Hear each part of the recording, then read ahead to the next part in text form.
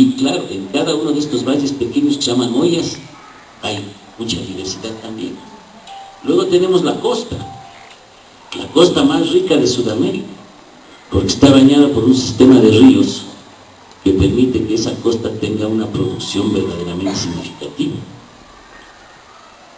El río Guayas solo al final se llama así, ¿no es cierto? Todo lo demás es un complejo fluvial enorme que cubre la costa interna del Ecuador. Entonces tenemos una costa también muy rica, con territorios agrícolas y algunos todavía no explotados, algunos que deberían mantenerse no explotados además.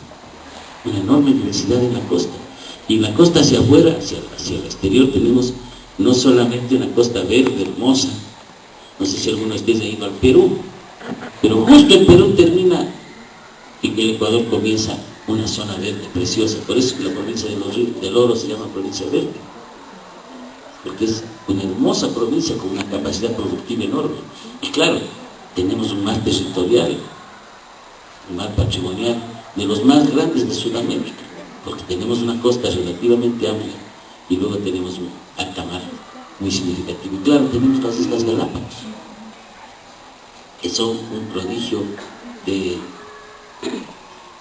diversidad ecológica y claro, como ustedes saben, ahí en esas islas consolidó, gracias a sus observaciones, Darwin, la teoría de la evolución.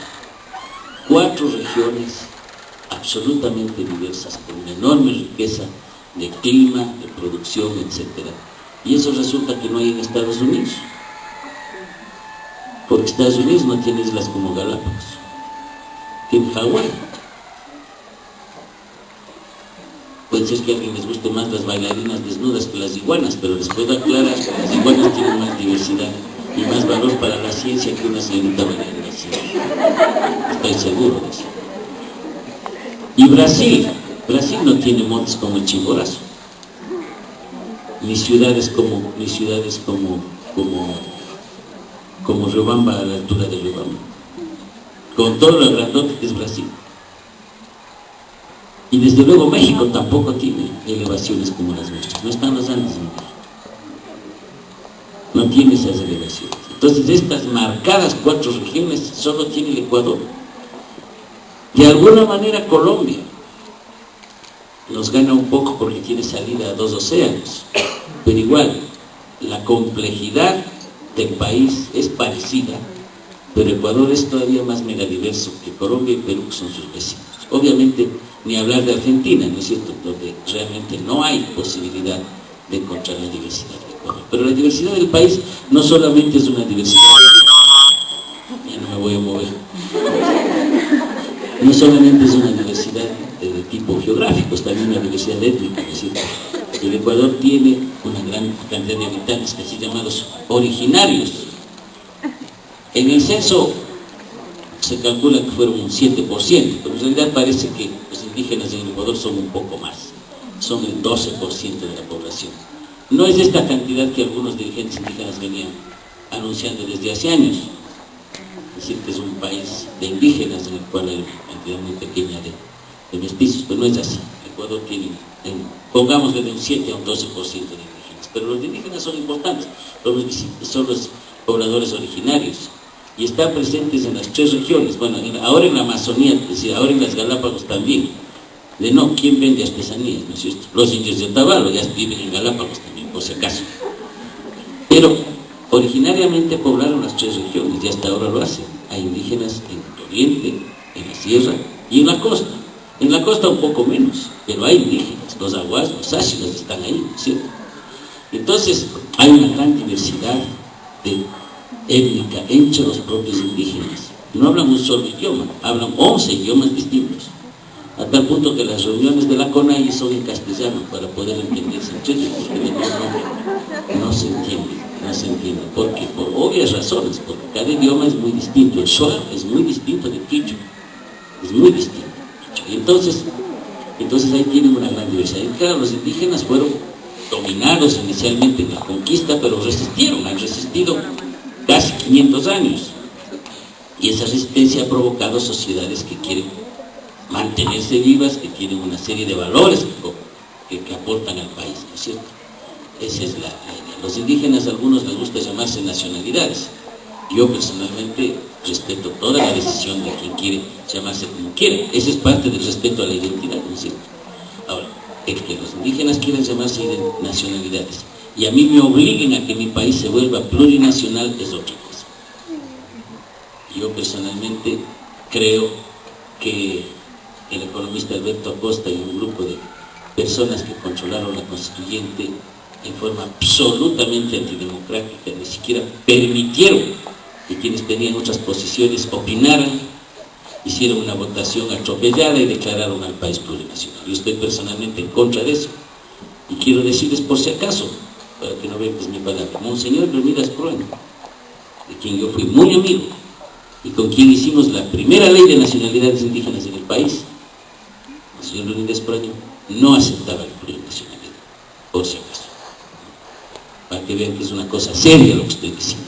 No estoy cuestionando una cosa desde la derecha o como racista, ¿no? O sea, debe aceptar radicalmente los derechos colectivos indígenas y afro, desde luego, sin restar uno.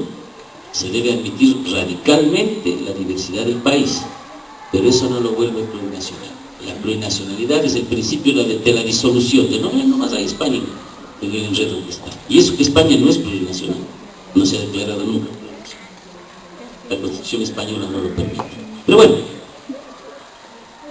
bueno, luego vino pues el conquistador, ¿no es cierto? El conquistador español, y produjo lo que ahora somos. Por eso es cuando alguna gente dice los españoles nos conquistaron. No, los españoles a ninguno de nosotros nos ha conquistado. Espero que a las venidas más no nos hayan conquistado, sería gravísimo. ¿No es cierto? Si les conquista, que sea algún nacional, por último, ¿no es cierto? Porque no van a dejarse conquistar por los españoles. Pues claro, nos conquistaron, no es así, pues. Nosotros no somos el sujeto de la conquista, nosotros somos el producto de la conquista. Y esa es una diferencia fundamental, que comienza a hablarnos de nuestra identidad. Ustedes nos vinieron a quitar nuestra religión, los españoles, nos quitaron nuestra cultura. Bueno, permítanme, ellos se enfrentaron a pueblos indígenas, y aquí yo veo, al menos que yo conozca por el vestido, no veo ningún indígena. Por lo tanto, ninguno de ustedes tiene derecho a hablar de que nos conquistaron. Lo que pasa es que conquistaron a los pueblos indígenas, a veces con brutalidad y con crímenes, y el resultado de eso somos nosotros, los mestizos, de esa conquista. Claro que no somos directos responsables de eso, aclaremos. Entonces los mestizos somos producto de la venida del conquistador europeo. Por eso hablamos castellano. Y por eso, aunque no todos somos católicos, yo personalmente sí lo soy, ¿no es cierto? La mayoría de los ecuatorianos, la totalidad de los ecuatorianos, vivimos una cultura católica, una cultura influida por el catolicismo romano. Y entonces, ¿qué quiere decir? Que el impacto de la conquista fue de tal naturaleza que produjo una sociedad distinta, esa sociedad distinta del cual somos la mayoría, no todos los ecuatorianos, y eso es muy importante aclarar, un 70% más o menos. Nos declaramos mestizos, es decir, producto de la presencia de la cultura indígena y la cultura europea española. A eso se añadió muy pronto la cultura afro, la cultura de los, ya vamos a hablar, de los negros venidos de África, que también son parte del mestizaje.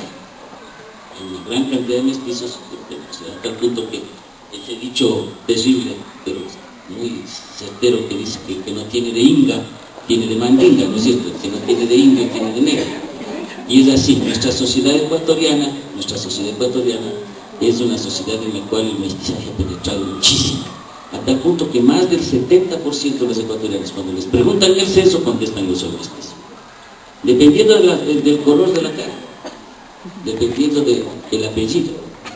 ¿Por qué? Porque la cultura en que vivimos es mestiza. No hay razas ya entre las personas en el mundo, por si acaso. Lo que existe son culturas. Los animales, los perros, los caballos tienen razas. Las personas tenemos cultura.